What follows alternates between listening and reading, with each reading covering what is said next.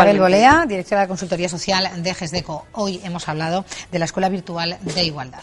Y de, no sé si exactamente de esto, pero sí que nos pueden solventar muchos problemas, porque Jesús Gallego Villanueva, nuestro siguiente invitado, director de marketing y experto en inteligencia emocional, que nos lo pasará a explicar en este instante. Bienvenido. Buenos días.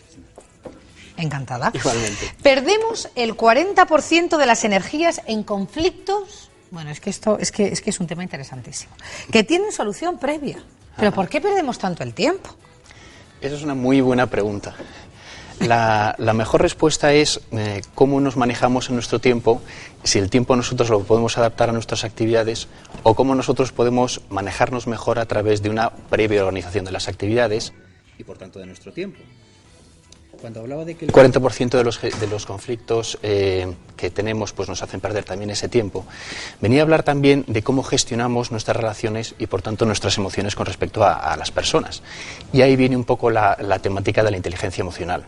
¿Qué es la inteligencia emocional? Esa es la pregunta definitiva. Fíjate, la inteligencia emocional no es otra cosa que el manejo inteligente de las emociones. ¿Es un mayor o menor grado de empatía? Tiene que ver mucho con la empatía.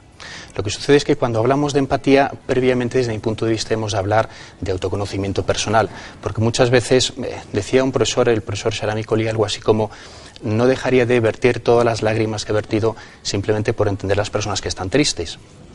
Es decir, desde la comprensión de las propias emociones, nosotros podemos comprender también las emociones ajenas. Y entonces estamos hablando ya del modelo de Daniel Goleman, de inteligencia emocional, que nos viene a decir que el primer paso tiene que ver con la conciencia propia de nuestras propias emociones. ¿Se repiten nuestras emociones? Se repiten muy periódicamente. O sea, ¿a los demás les pasa lo mismo o cuestiones muy similares a las que nosotros vivimos? Efectivamente. Tenemos cada uno, si es cierto, patrones emocionales distintos.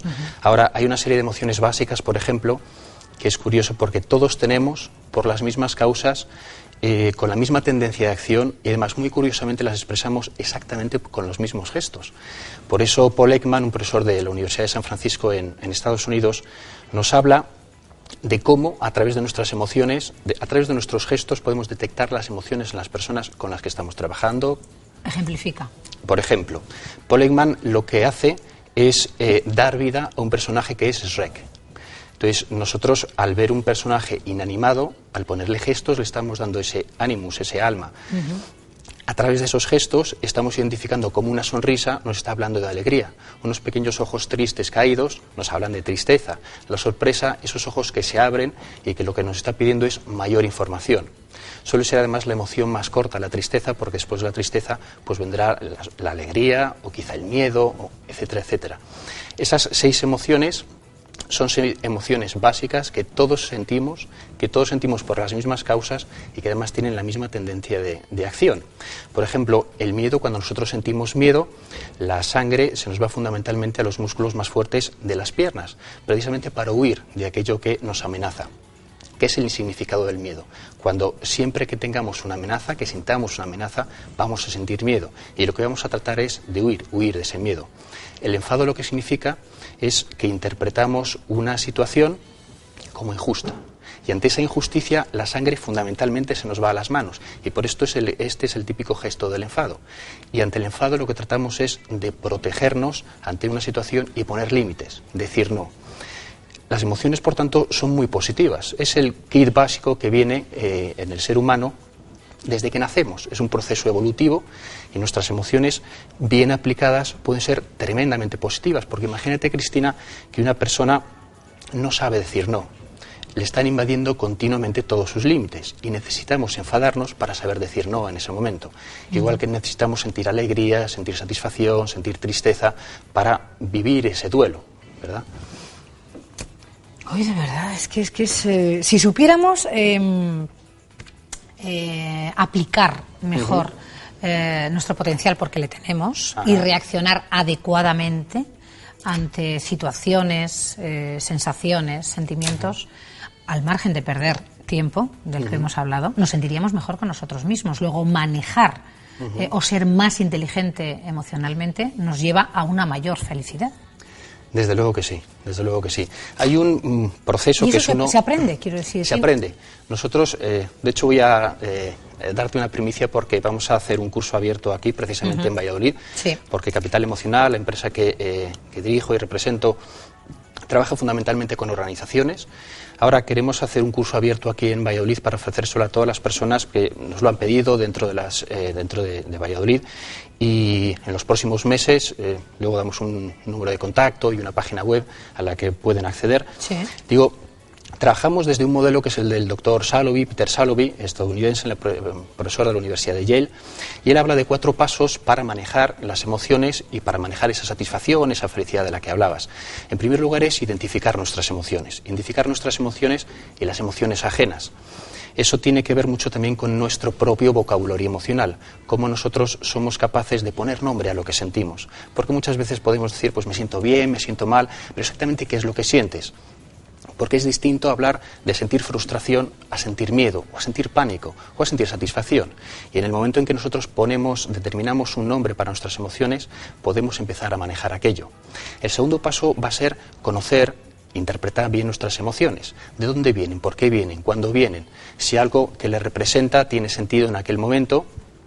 El tercer paso será reconocer si son unas emociones que se adaptan a la situación o no se adaptan, es decir, si son emociones exageradas, efectivamente, o son proporcionales. Eso es, porque hablábamos antes que las emociones son bien positivas. Ahora, en los ámbitos que son adaptables y nos organizan y nos potencian para ese miedo que frene a lo mejor ese ímpetu que nosotros podíamos dirigirnos al hablar en público, por ejemplo, o ese enfado. Luego, control. Efectivamente. Es el segundo paso de ese modelo de Daniel Goleman, que es la autogestión, donde está el autocontrol, la automotivación, etcétera, etcétera.